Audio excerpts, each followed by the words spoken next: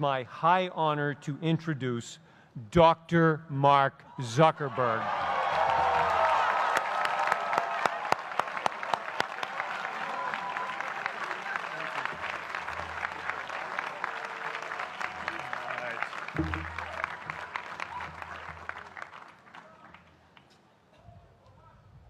I love this place. Thank you all for coming out in the rain, the pouring rain. We're going to make this worth it for you. President Faust, Board of Overseers, faculty, friends, alumni, proud parents, members of the ad board, and graduates of the greatest university in the world.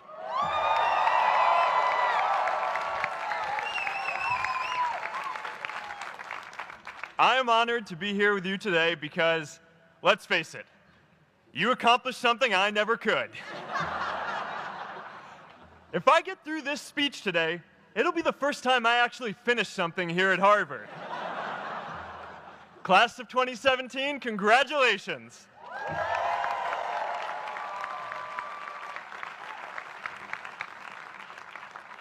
Now, I'm an unlikely speaker today.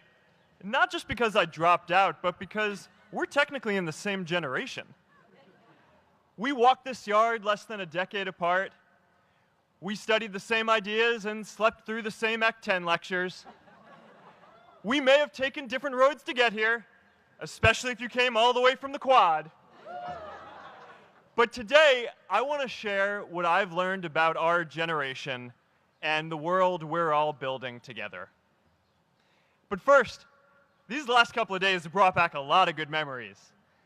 How many of you remember exactly where you were and what you were doing when you got that email telling you got into Harvard?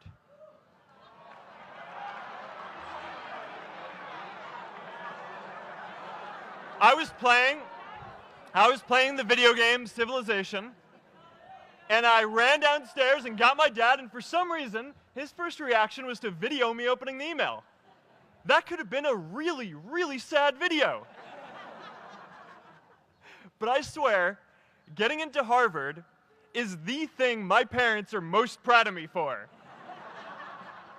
My mom is nodding. You all know what I'm talking about.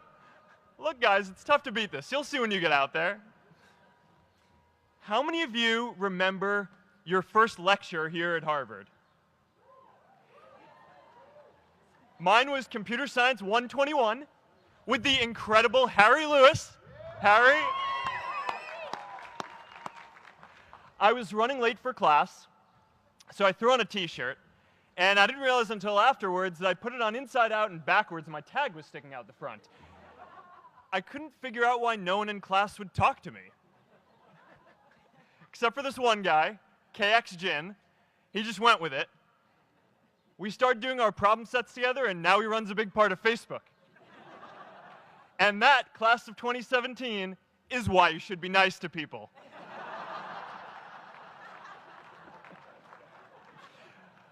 But my best memory from Harvard is meeting Priscilla.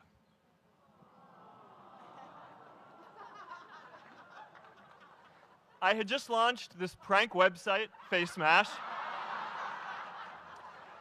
And the ad board wanted to see me. Everyone thought I was going to get kicked out. My parents drove up here to help me pack my stuff. My friends threw me a going-away party. Who does that? As luck would have it, Priscilla was at that party with her friends, and we met in line for the bathroom in the Foho Bell Tower, and in what must be one of the all-time most romantic lines, I turned to her and said, "I'm getting kicked out in 3 days, so we need to go on a date quickly." Actually, any of you graduating today can use that line. "I'm getting kicked out today. We need to go on a date fast." I didn't end up getting kicked out. I did that to myself. Priscilla and I started dating, and, you know, that movie made it seem like FaceMash was so important to starting Facebook. It wasn't. But without FaceMash, I never would have met Priscilla. And Priscilla's the most important person in my life. So you could still say it was the most important thing I built in my time here.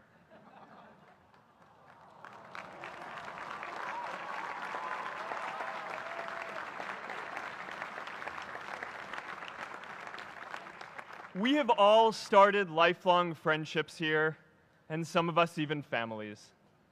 That's why I'm so grateful to this place. Thanks, Harvard.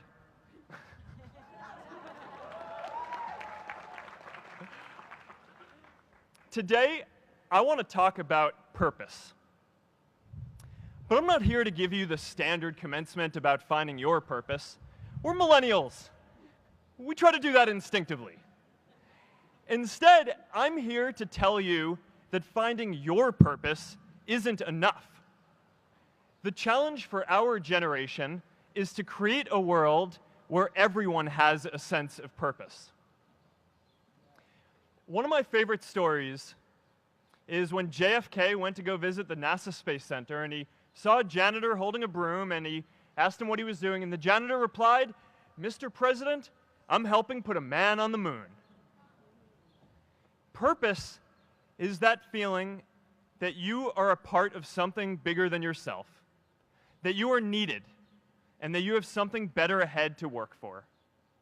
Purpose is what creates true happiness. And you are graduating at a time when this is especially important.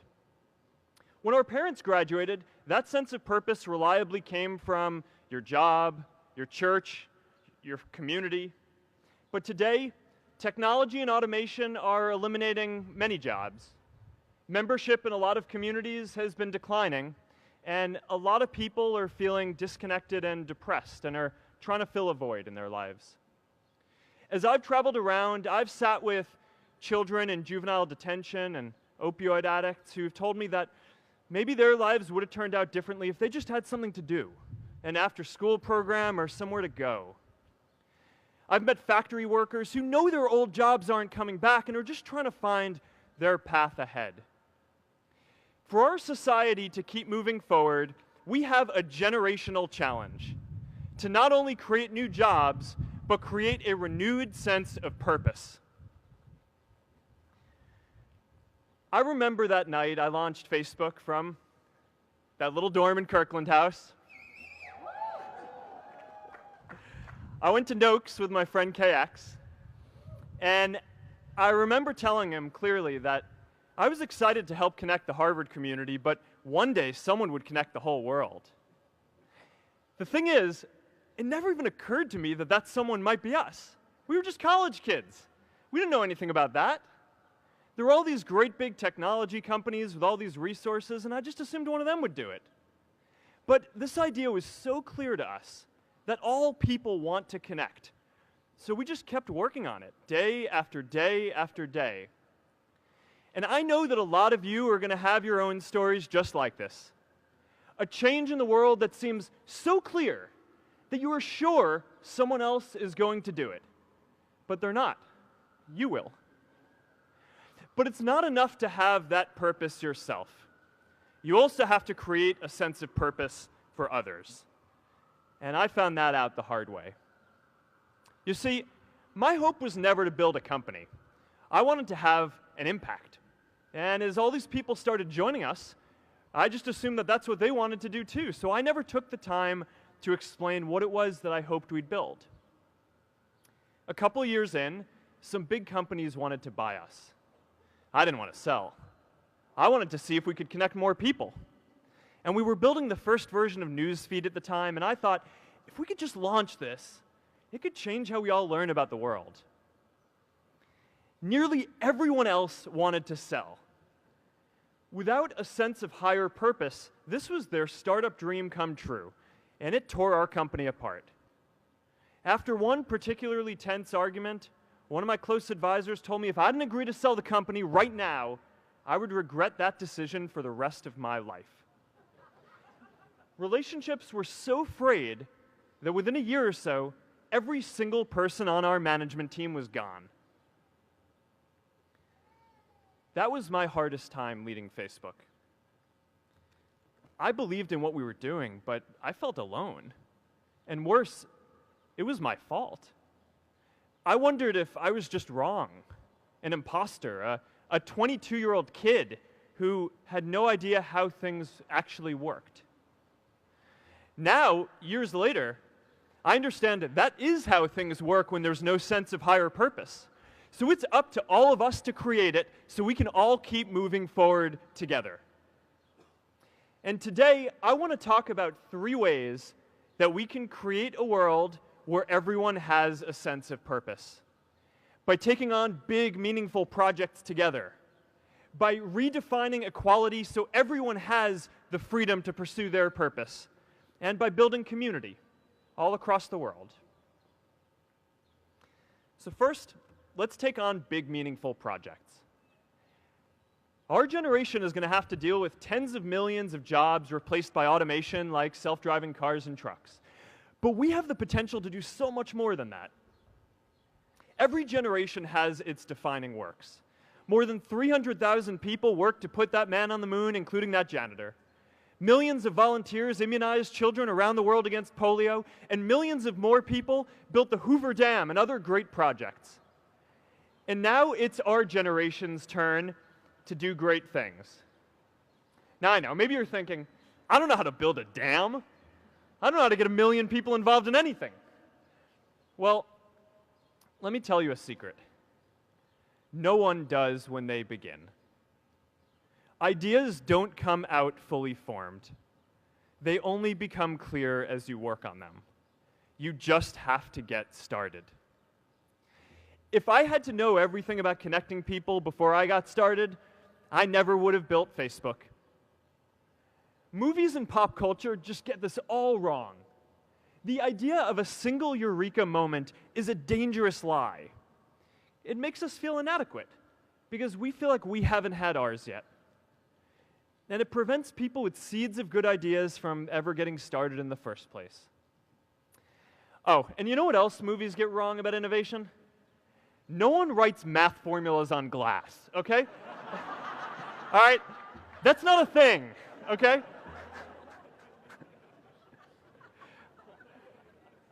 It's really good to be idealistic, but be prepared to be misunderstood.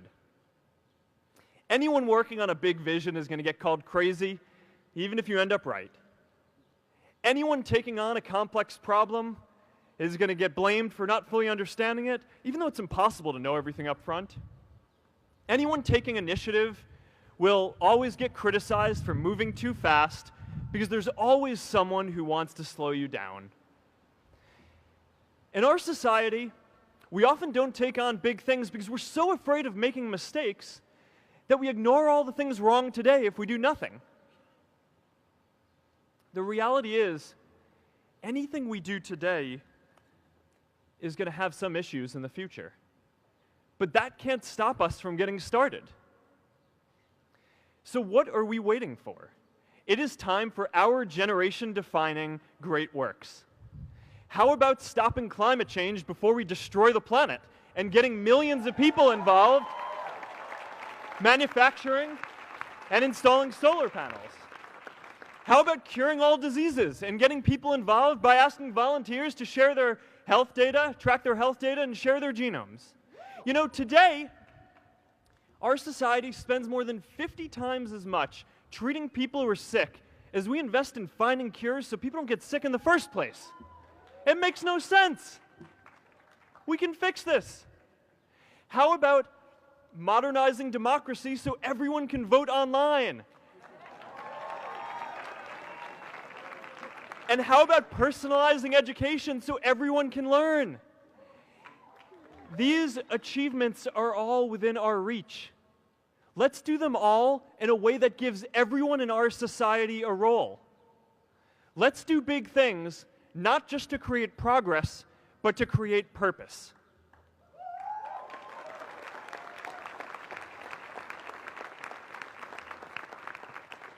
So taking on big, meaningful projects together is the first thing we can do to create a world where everyone has a sense of purpose.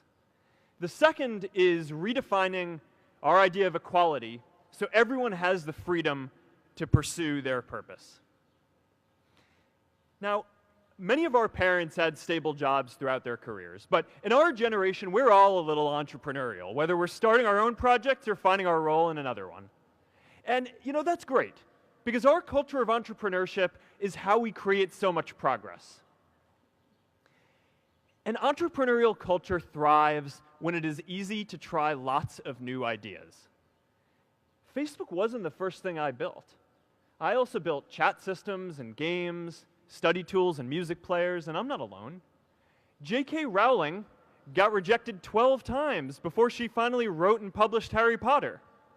Even Beyoncé had to make hundreds of songs to get Halo.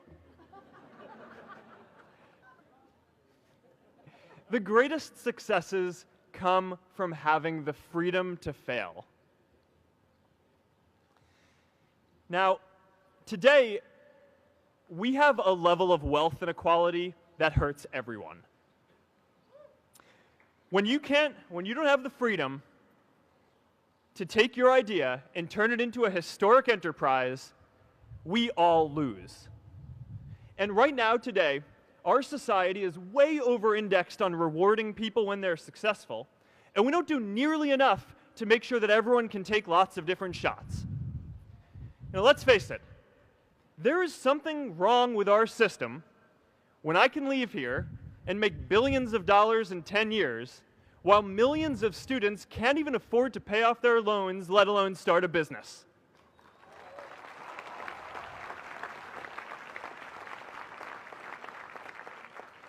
Look, I know a lot of entrepreneurs, and I don't know a single person who gave up on starting a business because they were worried they might not make enough money.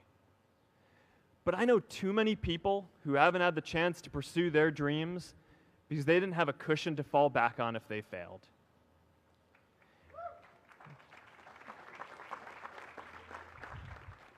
We all know you don't get successful just by having a good idea or working hard. You get successful by being lucky too. If I had to support my family growing up instead of having the time to learn how to code, if I didn't know that I was going to be fine if Facebook didn't work out, then I wouldn't be standing up here today. And if we're honest, we all know how much luck we've had to get to this point in our lives. Every generation expands its definition of equality. Previous generations fought for the vote and civil rights. They had the New Deal and Great Society. And now it's time for our generation to define a new social contract.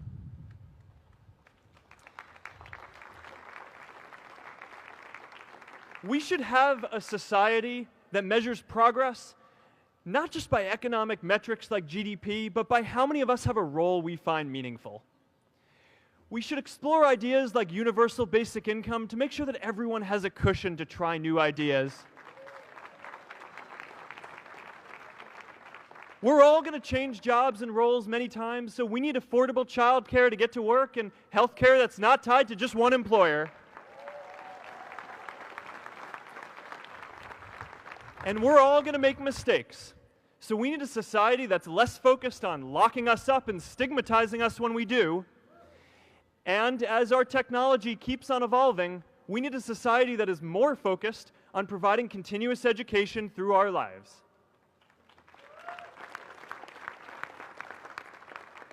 And yes, giving everyone the freedom to pursue purpose isn't going to be free. People like me should pay for it.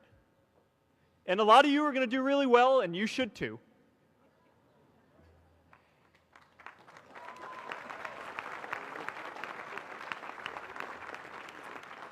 That is why Priscilla and I started the Chan Zuckerberg Initiative and committed our wealth to promoting equal opportunity.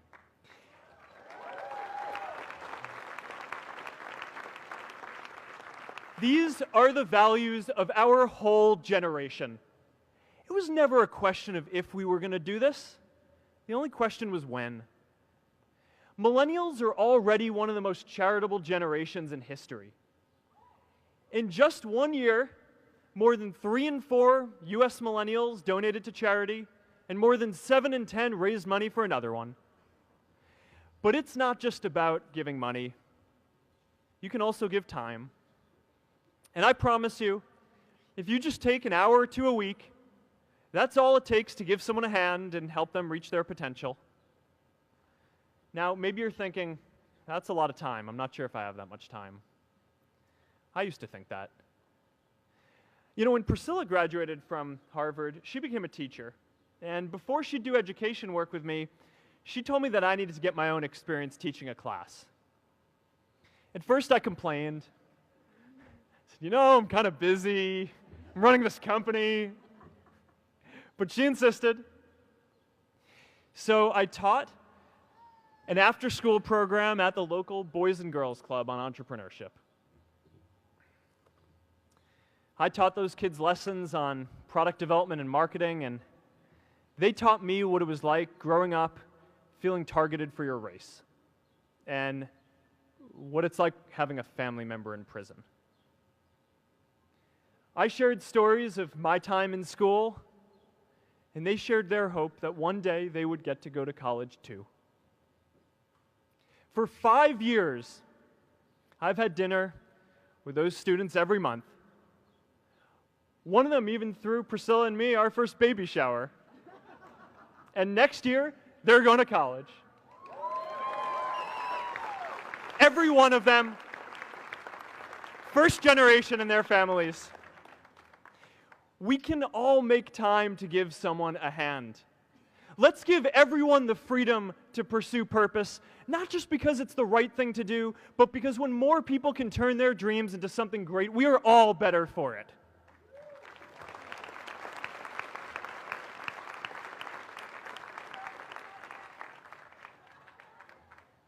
Purpose doesn't only come from work. The third way we can create a sense of purpose for everyone is by building community. And in our generation, when we say purpose for everyone, we mean everyone in the world. Now, quick show of hands.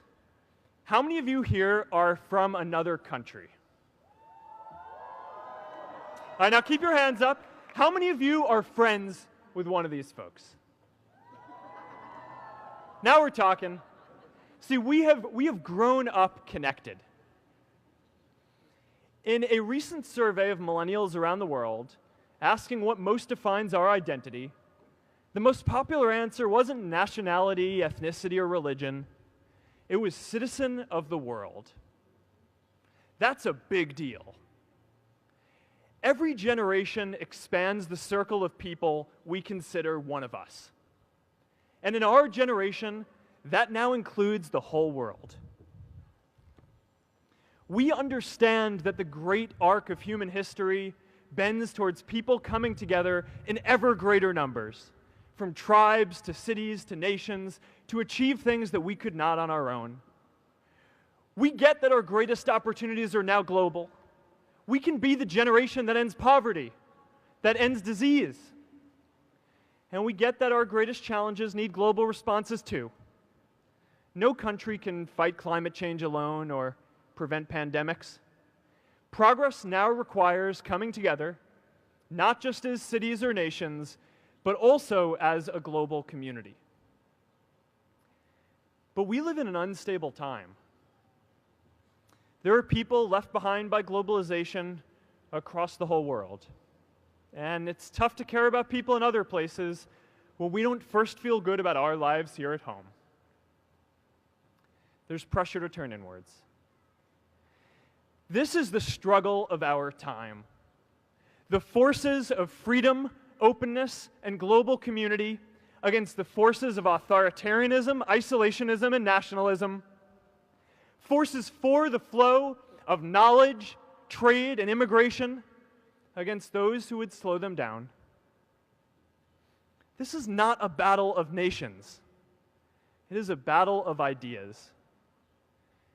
There are people in every country for more global connection, and there are good people against it. And this isn't going to be decided at the UN either. It's going to happen at the local level when enough of us feel a sense of purpose and stability in our own lives that we can start to open up and care about everyone else too. And the best way to do that is to start building local communities right now.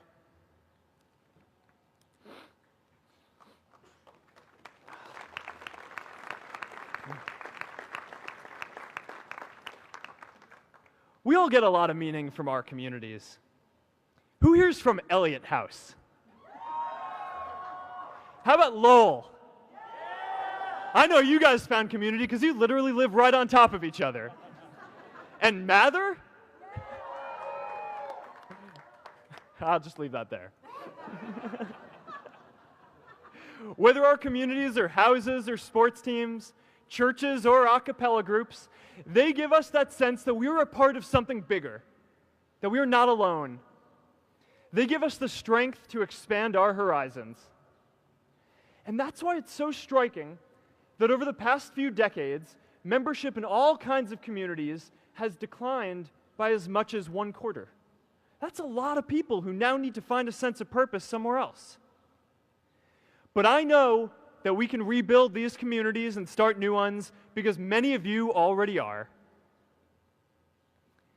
I met Agnes Agoye, who's graduating today. Agnes, where are you?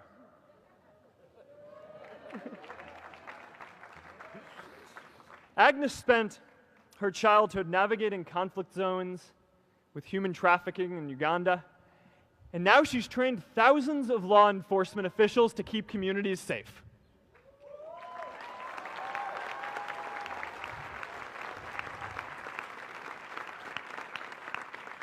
I met Kayla Oakley and Neha Jain, who are graduating today too. Stand up, guys.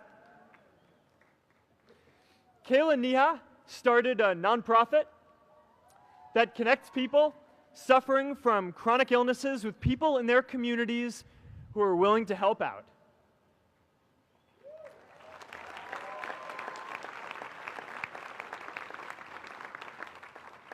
And I met David Razu Aznar, who's graduating from the Kennedy School today. David, stand up. David is a former city councilor who fought to make Mexico City the first Latin American city to pass marriage equality, even before San Francisco.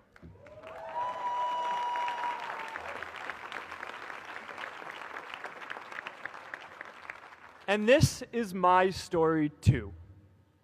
A student in a dorm, connecting one community at a time and keeping at it until one day we can connect the whole world. Change starts local. Even global change starts small with people like us. In our generation, the struggle of whether we connect more, whether we achieve our greatest opportunities, comes down to this: your ability to build communities and create a world where every single person has a sense of purpose.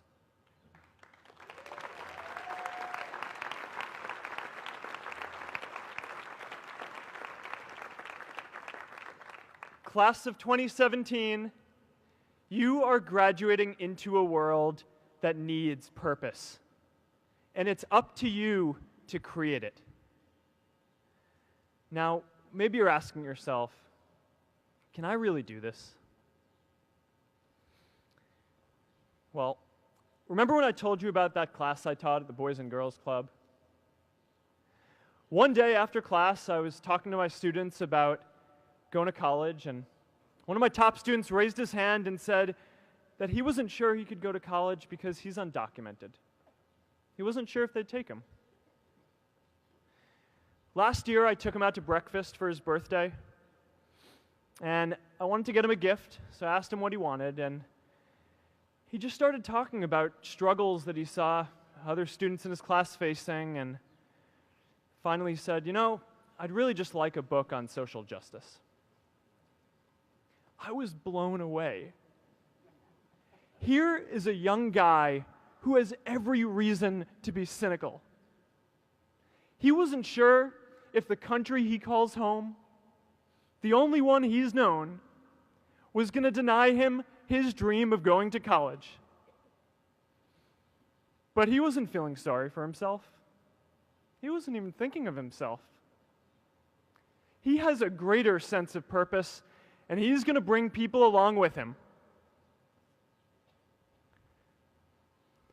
It says something about our situation today that I can't even say his name because I don't want to put him at risk. But if a high school senior who doesn't know what the future holds for him can do his part to move the world forward, then we owe it to the world to do our part too.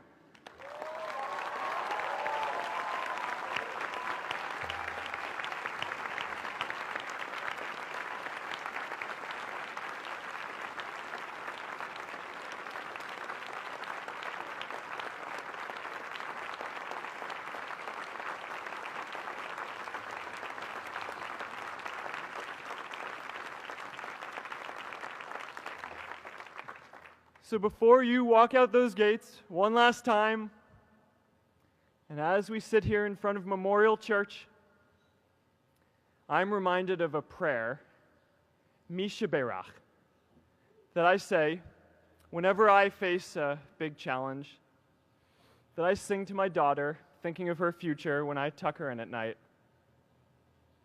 And it goes, "May the source of strength, who's blessed the ones before us, help us find the courage to make our lives a blessing." I hope you find the courage to make your life a blessing. Congratulations, class of 2017. Good luck out there.